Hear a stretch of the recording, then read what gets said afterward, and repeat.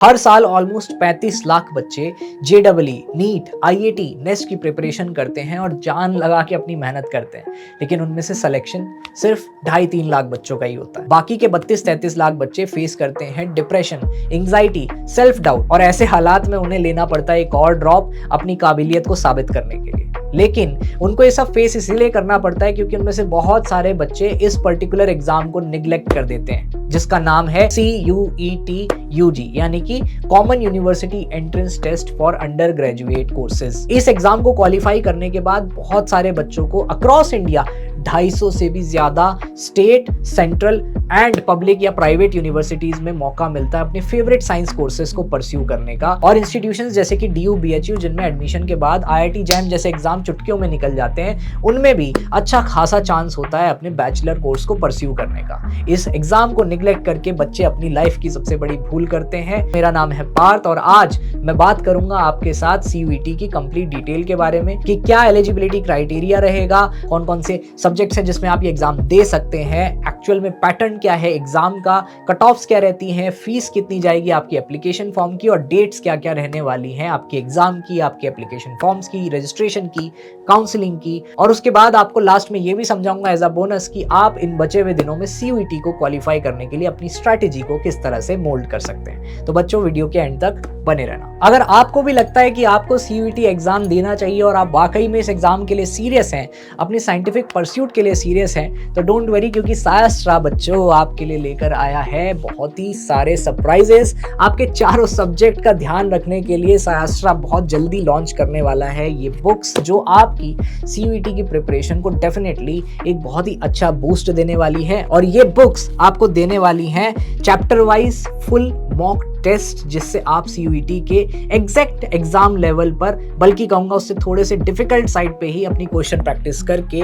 चारों सब्जेक्ट में मास्टरी कर सकते हैं। और उसके बाद CUET का एग्जाम आपके लिए रह जाएगा योर कप ऑफ टी। चाहे वो चैप्टर वाइज नोट्स हो या फिर वो चैप्टर वाइज PYQs या फिर वो बहुत सारे मॉक टेस्ट या फिर हो ट्रेंड एनालिसिस पिछले 3-4 साल का, आपको वो सारी की सारी चीजें इन बुक्स में मिलेंगी जो कि चारों सब्जेक्ट्स के लिए बहुत ही जल्द हम लॉन्च करने वाले हैं। बाय द वे कमेंट में बताना कौन से कलर की किताब, ये आगे वाली तो दिख गई, बाकी के पिछले 3 बताना कौन से कलर वाली किताब कौन से सब्जेक्ट की है। अब मैं चलता हूं आगे इस वीडियो। तो बच्चों सबसे पहले समझते हैं इस एग्जाम के एलिजिबिलिटी क्राइटेरिया के बारे में। तो सबसे पहले मैं आपको बताना चाहूंगा कि मेरा पेन नहीं मिल रहा है, वो खैर वहां रखा है, छोड़ो।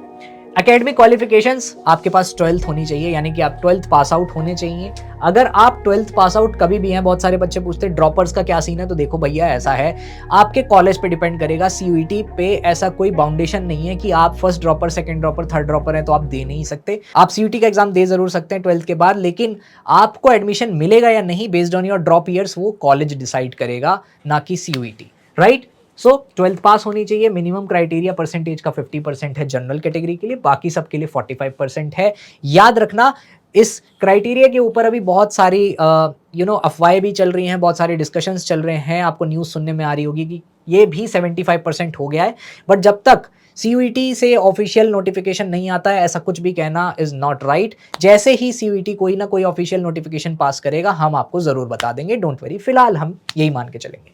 उसके अलावा एज लिमिट की बात करें तो वही मैंने कहा कि मिनिमम एज लिमिट क्राइटेरिया जो पर्टिकुलर कॉलेज का है जिसमें आप अप्लाई करेंगे, आपको उसको ध्यान में रखना। आगे चलते हैं बच्चों और समझते हैं basic pattern of this CUET exam और बेसिक चीजें जो हमें पता होनी चाहिए। सबसे पहले तो इसकी फुल फॉर्म, ठीक है, कंडक्टिंग बॉडी NTA है, यानी कि national testing agency. Exam mode आपका ऑनलाइन होता है, यानी कि पहले ये OMR पे होता था, अभी रिसेंटली चेंज कर दिया गया। अब आपको CBT यानी कि कंप्यूटर बेस्ड टेस्ट के मोड में ही देना है।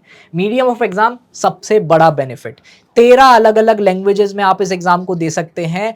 तो जो बच्चे स्टेट बोर्ड्स में इन्वॉल्व होते हैं, जिनको एक पर्टिकुलर लैंग्वेज में ही प्रोफिशिएंसी है, जो इंग्लिश को लेके बहुत ज्यादा कंफर्टेबल नहीं है, उनके लिए CUET is a golden chance. Then if I talk about type of questions, तो सारे के सारे क्वेश्चंस MCQ टाइप के आते हैं based on the last year pattern. और अगर मैं बात करूं सेक्शंस की, ये सेक्शंस नहीं है, ये खुद ही पेपर है एक्चुअल में। Paper 1, paper 2, paper 3।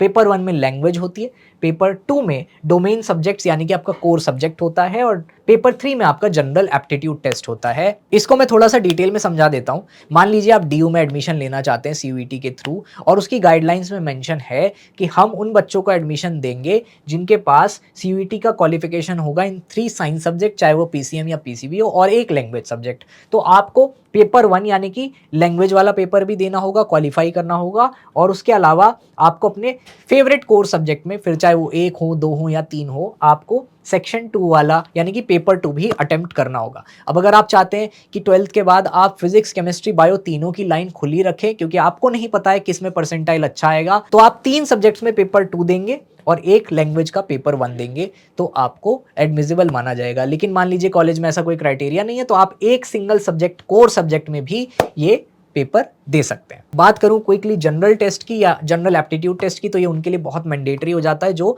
Management courses में जाना चाहते हैं 12th के बाद। एक बहुत ही इंपॉर्टेंट बात बच्चों मुझे आपको सिलेबस से रिलेटेड बतानी है कि अगर आप साइंस के स्टूडेंट हैं, फिजिक्स, केमिस्ट्री, मैथ और बायोलॉजी में सीयूईटी का एग्जाम देना चाहते हैं, तो ये ध्यान रखिएगा कि सिलेबस सिर्फ और सिर्फ रेशनलाइज सिलेबस से ही पूछा जाएगा, और सिर्फ 12th क्लास का सिलेबस ही आपके लिए वैलिड है, सिर्फ वहीं से क्वेश्चंस आएंगे।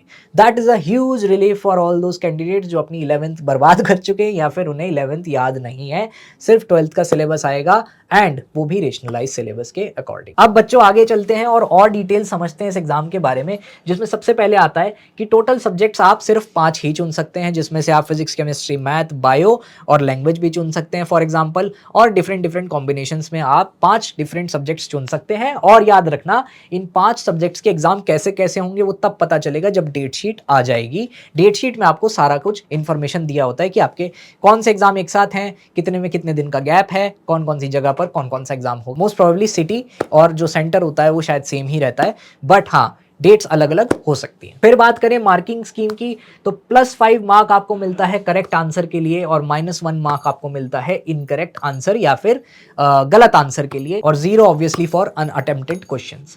देन टोटल मार्क्स आपके डिपेंड करते हैं कि आप कितने सब्जेक्ट्स में दे रहे हैं। जैसे each subject carry 200 marks obviously, क्योंकि हर एक सब्जेक्ट में लाइक आई सेड 50 क्वेश्चंस आते हैं। सेक्शन 1 यानी कि पेपर 1 में 50 क्वेश्चन होंगे अगर आप अटेम्प्ट करते हैं कोई, पेपर 2 में हर एक सब्जेक्ट में 50 क्वेश्चन होंगे, और पेपर 3 में भी 50 क्वेश्चन होंगे। तो मान लीजिए आप फिजिक्स, केमिस्ट्री, बायो और इंग्लिश में देते हैं, तो हर एक के 50-50 क्वेश्चन अगर आप मान लें, तो आपका जो स्कोर जाएगा वो ऑब्वियसली आपका काफ़ी हद तक 200 + 200 + 200 + 200 ऐसे हो जाएगा। ठीक है, देन आगे चलते हैं और समझते हैं। सबसे पहले एग्जाम का मोड मैंने आपको बताया सीबीटी है, उसके अलावा एग्जाम की जो फ्रीक्वेंसी है वो वंस इन अ ईयर होती है, साल में एक ही बार एग्जाम होता है। सीयूईटी की जो शिफ्ट्स होती हैं वो 3 शिफ्ट्स होती हैं जनरली। एक होती है मॉर्निंग शिफ्ट 9 से 11, एक होती है 12:30 से 2, और एक होती है 4 से 5:30। ये यूजुअल है। कभी कभी ऐसा होता है कि बच्चे बहुत कम एनरोल करते हैं तो शिफ्ट कम हो जाती हैं, बच्चे ज़्यादा एनरोल करते हैं तो शिफ्ट बढ़ भी सकती है, टाइमिंग चेंज भी हो सकती है, बट उसका अंदाजा आपको तभी होगा जब एडमिट कार्ड आ जाएगा। उसके अलावा रजिस्ट्रेशन फ़ी की बात करूं बच्चों, वैसे मैं लास्ट में भी बताने वाला था बट यहाँ आ गया है तो यहीं बता देता हूँ कि अगर आप जनरल कैटेगरी से हैं तो 1000 रुपीज़ फीस है, अगर आप ओबीसी, एनसीए, ईडब्ल्यूएस से तो 900, एससी, एसटी, पीडब्ल्यूडी और ट्रांसजेंडर कैटेगरी है तो 800, अदरवाइज अगर आप बाहर से हैं तो फीस है 4500, यानी कि अगर आप फॉरेन नेशनल्स हैं। टाइप्स ऑफ क्वेश्चन की अगर मैं बात करूं तो I told you already MCQ आते हैं। Now moving to the biggest question कि भैया यूनिवर्सिटीज कौन कौन सी हैं, सीट्स कितनी है अप्रॉक्सीमेटली, इसका अंदाजा हमें दे दीजिए, क्योंकि इसी से आपको पता चलेगा रिलेटिव कंपटीशन कम क्यों है सीयूईटी में। देखो, सेंट्रल यूनिवर्सिटीज 49 है आपके पास, स्टेट यूनिवर्सिटीज 36 हैं, और प्राइवेट यूनिवर्सिटीज 126 हैं। और ये यूनिवर्सिटीज ऐसी वैसी नहीं है, ये अच्छी यूनिवर्सिटीज हैं, क्योंकि ऑब्वियसली ये आपको कॉम्पिटिटिव एग्जाम से ले रही हैं, पैसे से नहीं। ठीक है, एंड डीम्ड यूनिवर्सिटीज़ भी आपके पास 25 हैं, और अदर गवर्नमेंट इंस्टीट्यूशंस में कुल मिला के 5 other institutions are there. Total आपके पास 241 कॉलेजेस हैं, यूनिवर्सिटीज़ हैं, इंस्टीट्यूशंस हैं जो आपको एडमिशन देने के लिए तैयार हैं आपके रिस्पेक्टिव कोर्सेज में। और सीट्स का अंदाज़ा बताऊं तो मोर देन 3 लाख सीट्स बैठती हैं इन 241 इंस्टीट्यूशंस में अक्रॉस ऑल द सब्जेक्ट्स। तो आपके पास ऑलमोस्ट एक गोल्डन चांस है, अगर आपने पूरे साल ढंग से तैयारी की है तो सीयूईटी में ज़रूर बैठना। Last but not the least, cut offs क्या रहने वाली हैं भैया।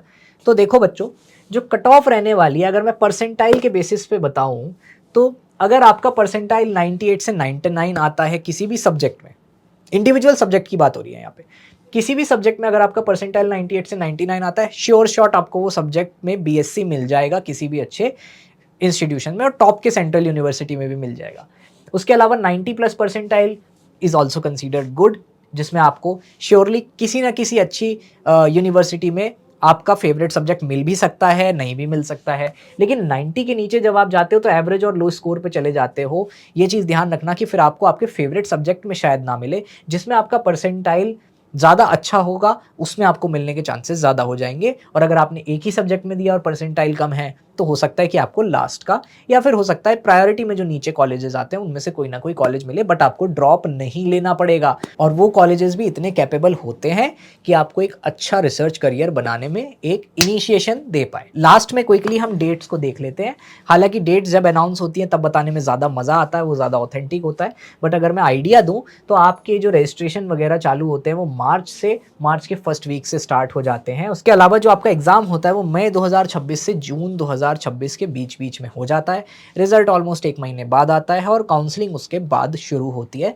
हालांकि इन चीज़ों पे हम डिटेल में वीडियो बनाएंगे जब एक्चुअल में टाइम आएगा। So make sure that you are always in touch with the Saystra community, Saystra main channel, and yes, उससे आपको सारी इन्फॉर्मेशन मिलती रहेगी। अब आपको फटाफट से वो 3 हैक्स बता देता हूं जिससे सीयूईटी की प्रिपरेशन आप बूस्ट कर सकते हो। सबसे पहला, सीयूईटी के पीवाईक्यूज को एनालाइज करो और ये देखो कि कौन कौन से टॉपिक ज़्यादा इंपॉर्टेंट है, उनको तो मास्टर करना ही करना है। सीयूईटी के सारे पीवाईक्यूज देने की कोशिश करो। सेकेंड, मॉक्स देने की कोशिश करो ताकि पता चले कितने पानी में हो और प्रेजेंटली इस सिचुएशन के हिसाब से इस टाइम में आपको कितनी और मेहनत करनी चाहिए सीयूईटी के पेपर को देखते हुए। और उसके लिए आप सायस्ट्रा की ऑफिशियल ऐप डाउनलोड कर सकते हो जहां पर आपको फ्री कंटेंट सेक्शन में सीयूईटी के मॉक्स मिल जाएंगे। उन्हें अटेम्प्ट कीजिए और जानिए कि आप अभी कितने पानी में हैं या आपकी प्रिपरेशन और कितनी बेहतर हो सकती है। And at the last, don't forget to follow the material that is soon going to be released for CUET by Sayastra, because yes, Sayastra के बहुत सारे mentors जो खुद CUET के एग्जाम को क्वालिफाई कर चुके हैं, जिनके पास अच्छा खासा एक्सपीरियंस है,